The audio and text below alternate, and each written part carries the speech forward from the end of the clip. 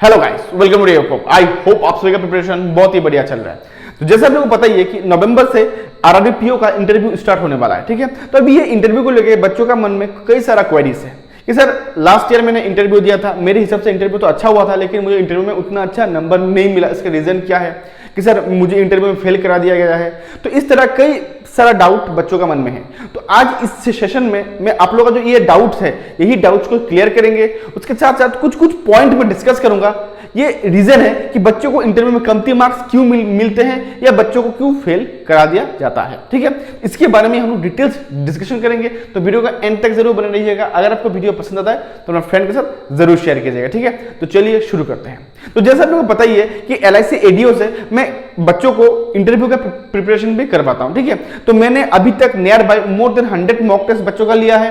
उसके साथ साथ मैंने कई सारा इंटरव्यू खुद मैंने फेस किया है। तो दोनों ही एक्सपीरियंस को मैंने एक साथ करके जो मेरा एक्सपीरियंस लगा कि बच्चों को गलती कहां पे करते हैं, आज वही चीजें आप लोगों के साथ शेयर करूंगा, ठीक है। बच्चों को कमती नंबर मिलना या बच्चे जब इंटरव्यू फेल करते हैं, इसका रीजन अगर मैं इसका रीजन एक्सप्लेन करूं तो इसमें कई सारा रीजन है, लेकिन मुझे लगता है कुछ रीजंस है इसमें जो हर बच्चे को इसमें फोकस करना चाहिए। तो अगर मैं आपसे पूछूं आपके हिसाब से एक इंटरव्यू के लिए क्या क्या इंपॉर्टेंट है, तो आप लोग फर्स्ट बोलोगे शायद कि सर गाइडेंस तो होना चाहिए। अगर मैं इसमें एक चीज बोलूं कि गाइडेंस तो इंपॉर्टेंट है, गाइडेंस अगर मिल जाए तो गाइडेंस मतलब क्या कि आपको रास्ता मिल जाता है, आपको उस रास्ते में चलना होता है कि नहीं। लेकिन अगर मैं बोलूं कि गाइडेंस एक मेन रीजन नहीं होता है, अगर मैं मेरा बारे में बात करूं, मुझे कोई भी गाइडेंस नहीं मिला। मैंने विदाउट गाइडेंस मैंने कई सारा इंटरव्यूज मैंने फेस किया है, उसमें मुझे हाईएस्ट मार्क्स 87 भी मिला है एंड मैंने एक इंटरव्यू में फेल भी किया है, जो मैं क्लियरली बोलता हूं, ठीक है। तो मेरे हिसाब से guidance is not the main reason. अगर आप में कर गुजरने की कुछ इच्छा है तो आप YouTube से देख के भी पढ़ाई कर सकते हो, ठीक है। स्टिल अगर आपको लगता है कि गाइडेंस की जरूरत है तो मेरा आपका इंटरव्यू का मॉक इंटरव्यू का सेशन चल रहा है, तो आप वहां पे एनरोल कर सकते हो। अगर आप उसमें इंटरेस्टेड हो तो आप कमेंट बॉक्स में जरूर मेंशन कीजिएगा, ठीक है। बाकी डिटेल्स में मैं आपको बाद में शेयर कर दूंगा, ठीक है।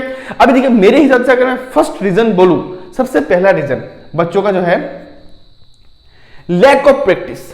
देखिए इंटरव्यू को लेके बच्चों का मन में एक बहुत ज्यादा मिसकॉन्सेप्ट है कि सर मुझे नॉलेज पे ज्यादा ध्यान देना पड़ेगा, मुझे ये करना है, मुझे वो करना है, मुझे ये करना है। लेकिन बच्चे ये चीज भूल जाते हैं कि वहां पे नॉलेज तो इंपॉर्टेंट है, लेकिन उससे ज्यादा आपको प्रेजेंटेशन इंपॉर्टेंट है।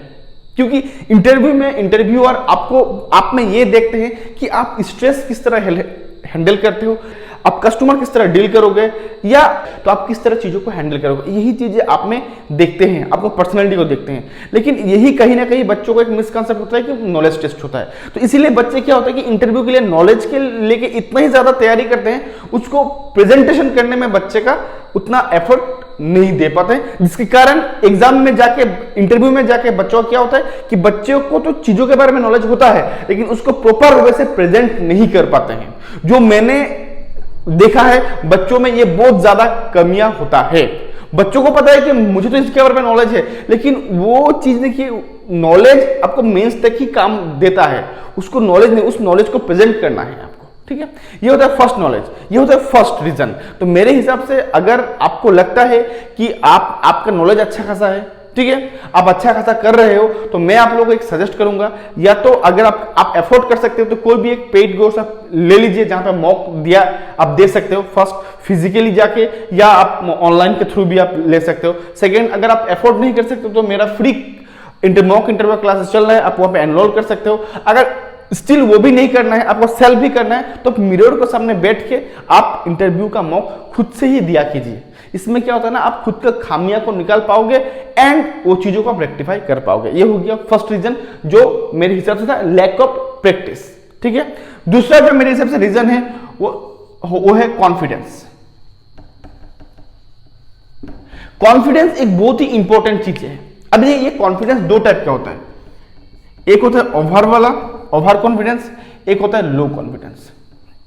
अभी लो कॉन्फिडेंस किन बच्चों का है, मान लीजिए कि अभी आरआरबी इंटरव्यू में कुछ बच्चे ऐसे भी अपीयर करेंगे जो ऑलरेडी एक दो बार इंटरव्यू दे चुका है, आरआरबी का भी हो या दूसरे एग्जाम्स का भी हो। अभी हालांकि उनका सिलेक्शन नहीं हो पाया, उसका मेन रीजन क्या था कि उसको इंटरव्यू में अच्छा खासा मार्क्स नहीं मिला। उन बच्चों का मन में एक डर बैठा हुआ रहेगा, यार इस बार भी इंटरव्यू खराब हो गया तो मेरा तो फिर सिलेक्शन नहीं हो पाएगा।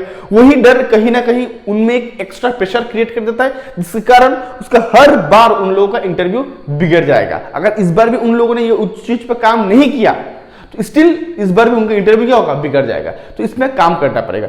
इसके बारे में बाकी डिटेल्स में बोलता हूं। उसके बाद देखिए आता है ओवर कॉन्फिडेंस। ओवर कॉन्फिडेंस क्या होता है कि देखिए कुछ बच्चे यहाँ पे जैसे इस कैटेगरी के बच्चे इस तरह इस कैटेगरी के बच्चे भी होते हैं, जहाँ पे मान लीजिए उन बच्चों ने 2-3 बार इंटरव्यू अपियर किया है एंड उनका सिलेक्शन नहीं हुआ है, लेकिन इंटरव्यू में अच्छा खासा मार्क्स उनको मिल चुका है। तो बच्चे क्या सोचते हैं कि मुझे तो सब आता है, मैं सब हैंडल कर लूंगा। अगर आप ये भी थिंकिंग आप में है तो ये भी गलत थिंकिंग है, इसके खामियाजा भी आपको भुगतना पड़ेगा इंटरव्यू में। तो मैं आप लोगों से एक ही बात बोलूंगा कि अगर आप लो कॉन्फिडेंस हो, अगर आप ओवर कॉन्फिडेंस हो, ये दोनों को ठीक करने की कोशिश कीजिए। What ever you have done in your past पे आपने जो भी किया है, आपका इंटरव्यू अच्छा हुआ है, आपका इंटरव्यू बुरा हुआ है, वो चीज पास्ट का पास्ट में रखिए, जस्ट उसका एक्सपीरियंस लीजिए, आपका एक्सपीरियंस को लीजिए, ठीक है। तो कॉन्फिडेंस एक इंपॉर्टेंट रोल प्ले करता है, ठीक है। थर्ड वन पॉइंट मेरे हिसाब से जो है वो है लैक ऑफ क्लियरिटी। तो देखिए बच्चों का क्या होता है कि बच्चे जब आंसर करते हैं, मान लीजिए कोई भी क्वेश्चंस बच्चों से पूछा गया है, बच्चे जब आंसर करते हैं तो कुछ बच्चे क्या होता है बहुत ज्यादा इलाबोरेट करके आंसर करते हैं, एंड कुछ बच्चे ऐसा होता है कि वो बच्चे जो आंसर दे रहे हैं उसमें क्लियरिटी नहीं है। बात आई थिंक समझ में नहीं आया, मैं और समझाता हूं। एक कैटेगरी के बच्चे हैं जो चीजों को बहुत ज्यादा एक्सप्लेन करते हैं, बहुत ज्यादा इलाबोरेट करके एक्सप्लेन करते हैं। दूसरा बच्चा एक्सप्लेन तो करता है लेकिन उतना ज्यादा भी नहीं एक्सप्लेन कर पाता है कि इंटरव्यूअर चीजों को समझ पाए। इस दोनों ही केस में चीजें गड़बड़ है। इस दोनों चीजों का रीजन ये है कि आप में कहीं ना कहीं पे प्रैक्टिस का कमी है, कि जब आप प्रैक्टिस करोगे, जितना भी आप ज्यादा प्रैक्टिस करोगे उतना आप रियलाइज कर पाओगे कि आंसर कितना तक रखना है। क्योंकि इंटरव्यू में अगर आपका आंसर एक लिमिट तक रखे वो बेटर होगा। आपसे जितना पूछा जाए आप उतना का ही जवाब दीजिए। मान लीजिए कि आपसे पूछा है कि आप बैंकिंग क्यों ज्वाइन करना चाहते हो, तो इसका रीजन एक स्ट्रेट फॉरवर्ड होना चाहिए, ना कि आप बचपन से लेके आप जब क्लास 5 में थे उस समय आपका मन ये था, 6 में आते आते आपका ये मन हो गया, 10th में आते आते आपका फिर मन चेंज हो गया, 11th में अलग मन था, 12th में अलग मन था। ऐसा करते करते मैं ग्रेजुएशन दिया, उसके बाद मुझे बैंकिंग लेना था। तो इतना स्टोरी अगर बनाओगे तो इंटरव्यूअर बोर हो जाएगा, उनको भी मजा नहीं आएगा, ठीक है।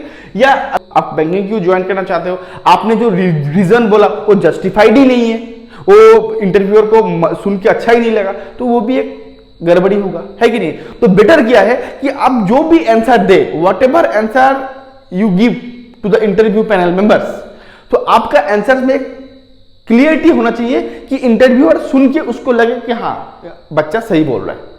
बात समझ में आया कि नहीं आया।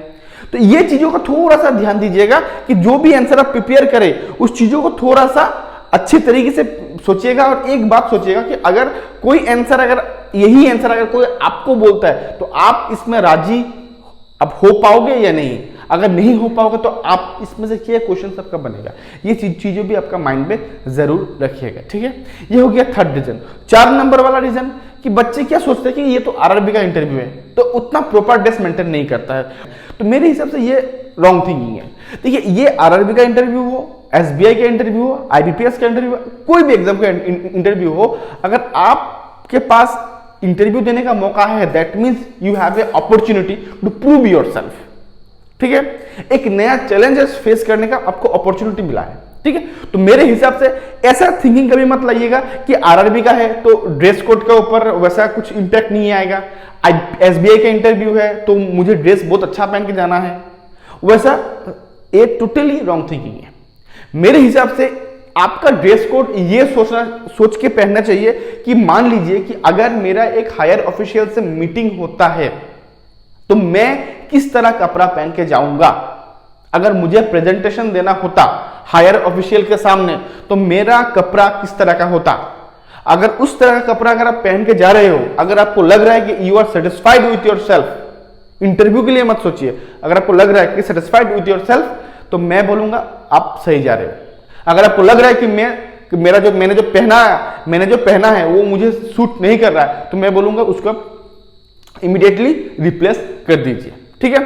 तो यहाँ पे बहुत बच्चे बोलेंगे सर टाई पहनना जरूरी नहीं है, कोई ब्लेजर पहनना जरूरी नहीं है, तो मैं बोलूंगा टाई जरूरी है। टाई एक आपका जो ड्रेसिंग होता है ना उसमें एक्स्ट्रा लुक देता है, ठीक है। अभी देखिए नवंबर मंथ आने आई गया, इंटरव्यू आप लोगों का नवंबर से स्टार्ट होगा। अभी जो बच्चे नॉर्थ ईस्ट से बिलोंग करते हैं उनका तो इंटरव्यू आई थिंक गुवाहाटी में होगा, तो नॉर्थ ईस्ट का वेदर थोड़ा थोड़ा ठंडा ही है, तो उस साइड के जो बच्चे हैं वो लोग ब्लेजर पहन सकते हैं। अभी दूसरा जगह में थोड़ा गर्मी है वो लोग इग्नोर कर सकते हैं, लेकिन टाई मेरे हिसाब से पहनना जरूरी है। अरे प्रॉपर गेटअप में जाइएगा ताकि देखने में आपको एक ऑफिसर जैसा लगे। बोलते हैं ना कि अगर आपको राजा बनना है तो राजा की तरह आपको बिहेव करना पड़ेगा, अगर आप मंत्री की तरह बिहेव करते हो तो आप राजा कभी नहीं बन सकते। तो अगर आपको एक ऑफिसर बनना है तो आपका चलने का ढंग, बॉडी लैंग्वेज एंड आपका कपड़ा पहनने का ढंग, हर चीजों में लगना चाहिए कि आप एक ऑफिसर हो। बात समझ में?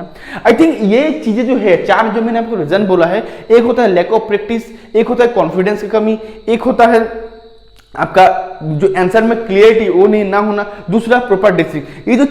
ये चार चीजें हैं मेरे हिसाब से ये बहुत ज्यादा मायने रखता है, ठीक है। और यही चीजें बच्चे कहीं ना कहीं पे मिस कर जाते हैं, इग्नोर कर जाते हैं, जिसके कारण क्या उन बच्चों का इंटरव्यू खराब हो जाता है।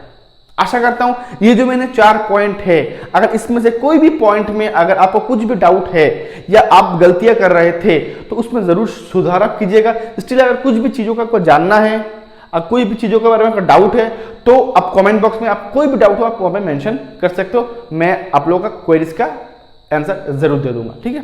तो अभी के लिए बस इतना ही। Till then goodbye and thank you.